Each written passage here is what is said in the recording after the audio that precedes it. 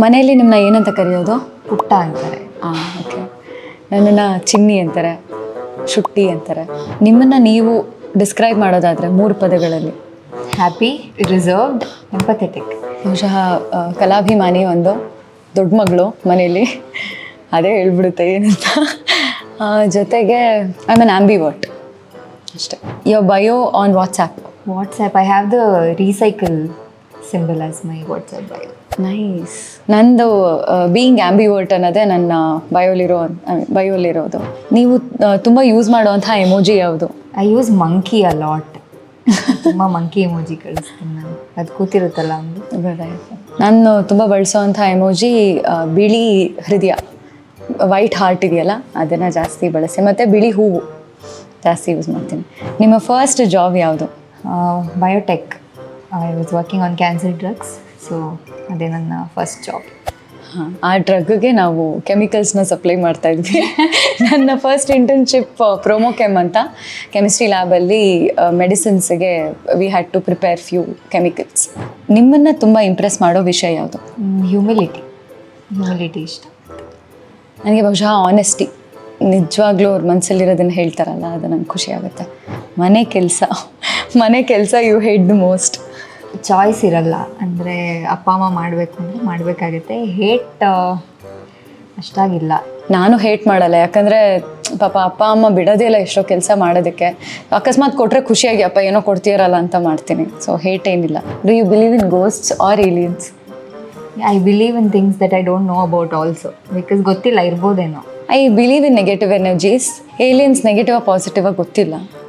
ಎಷ್ಟೊಂದು ಸರಿ ಹೇಳ್ತಾರಲ್ಲ, ಎಷ್ಟೋ ಆರ್ಟಿಕಲ್ಸಲ್ಲಿ ಹ್ಯೂಮನ್ಸೇ ಅರ್ಥ ಮೇಲಿರೋ ಏಲಿಯನ್ಸ್ ಅಂತ ಹೇಳ್ತಾರೆ.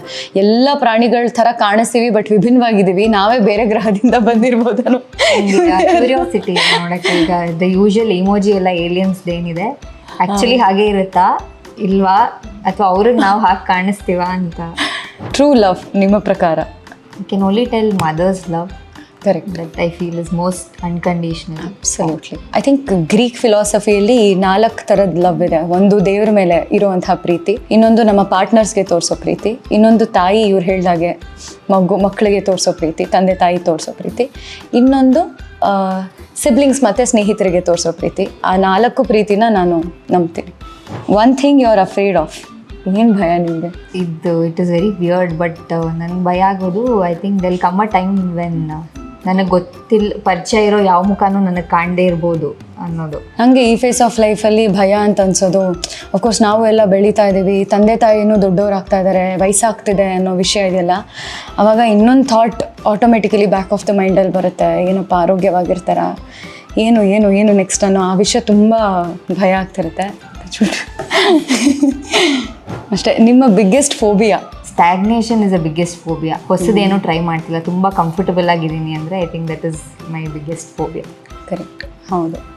I agree with you. ಅಂತಂದರೆ ನನಗೆ ಮನೇಲಿರೋದು ಇಷ್ಟ, 3 ದಿನಕ್ಕಿಂತ ಹೆಚ್ಚಿಗೆ ಮನೇಲಿರೋದಕ್ಕೆ ಆಗೋದಿಲ್ಲ. ಏನಾದರೂ ಕೆಲಸ ಮಾಡ್ತಿಲ್ಲ ಅನ್ನೋ ಒಂದು ಭಾವನೆ ಬರುತ್ತೆ. ಸೊ ಕೆಲಸ ಸಿಗ್ತಾ ಇರಬೇಕು ಅನ್ನೋದೊಂದಿದೆ. ಫೋಬಿಯಾ ಬೇರೆ ಥರ ಮಾತಾಡಬೇಕಂದ್ರೆ ಹಲ್ಲಿ ಅಂದರೆ ತುಂಬ ಭಯ ನನಗೆ.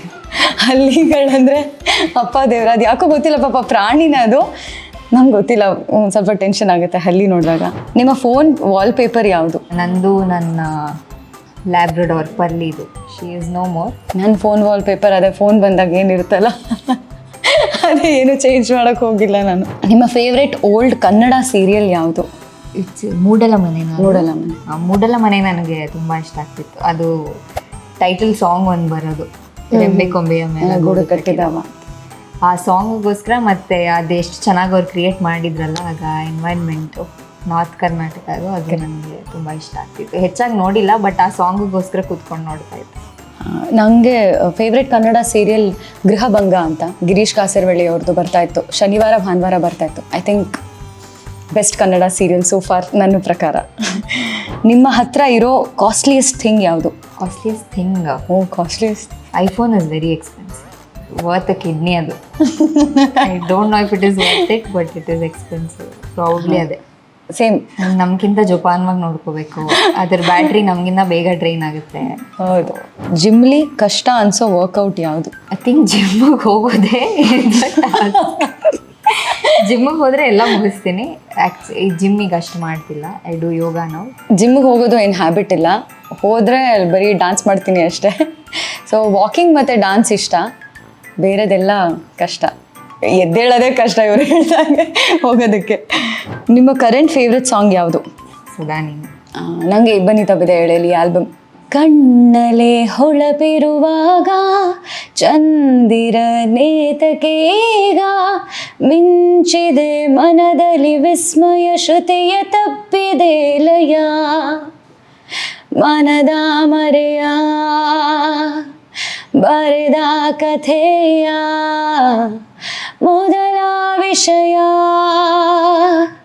ಸದಾ ನೀನೆ ನೀನೆ ಸನಿಹ ಸನಿಹ ಬರುವೆ ಪುನಃ ಗಾಳಿಯ ತರಹ ಸದಾ ನೀನೆ ನೀನೆ. ಅಷ್ಟೇ. Thank you. ನಿಮ್ಮ ಗೋ ಟು ಬೈಗುಳ ಯಾವುದು? Actually give death stares. ಜಾಸ್ತಿ ಬೈಯಕ್ಕೆ ಹೋಗಲ್ಲ.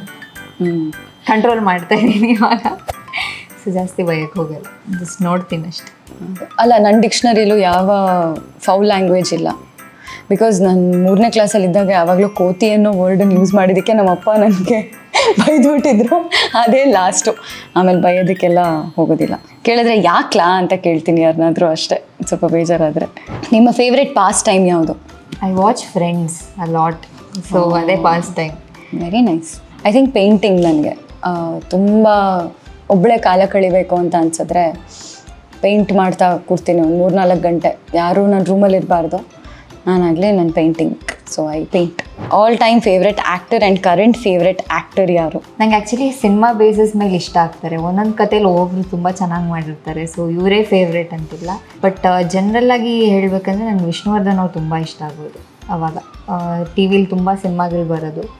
ಸೊ ವಿಷ್ಣುವರ್ಧನ್, ಎಸ್ಪೆಷಲಿ ನಿಶಬ್ದ ನನಗೆ ತುಂಬ ಇಷ್ಟ. ಅಷ್ಟು ನಾಯಿಗಳು ನೋಡೋದಕ್ಕೆ ಖುಷಿ ಆಗೋದು. ಸೊ ಇವ್ರು ನಾಯಿಗಳ ಜೊತೆ ಎಲ್ಲ ಮಾಡಿದ್ದಾರೆ ಅಂತೇಳಿ ನನಗೆ ಅವ್ರು ತುಂಬ ಇಷ್ಟ ಆಗ್ತಾಯಿದ್ರು. ನನಗೆ ನಟ ಸಾರ್ವಭೌಮ ರಸಿಕರ ರಾಜ ಡಾಕ್ಟರ್ ರಾಜ್ಕುಮಾರ್, ಜೊತೆಗೆ ಕಮಲ್ ಹಾಸನ್ ಸರ್ ಕೂಡ ತುಂಬ ಇಷ್ಟ ಆಗ್ತಾರೆ. ಕರೆಂಟ್ ಫೇವ್ರೆಟ್ ಆ್ಯಕ್ಟರ್ ನಮ್ಮ ಜನರೇಷನಲ್ಲಿ ಅಥವಾ ಈಗ ಅಂತ ನೋಡಿದ್ರೆ ನನಗೆ ರಕ್ಷಿತ್ ಶೆಟ್ಟಿ ಸರ್ ತುಂಬ ಇಷ್ಟ ಆಗ್ತಾರೆ. ವಾಟ್ಸ್ ಯುನೀಕ್ ಅಬೌಟ್ ಇಬ್ಬನಿ ತಪ್ಪಿದ ಎಳೆಯಲ್ಲಿ ಮೂವಿ?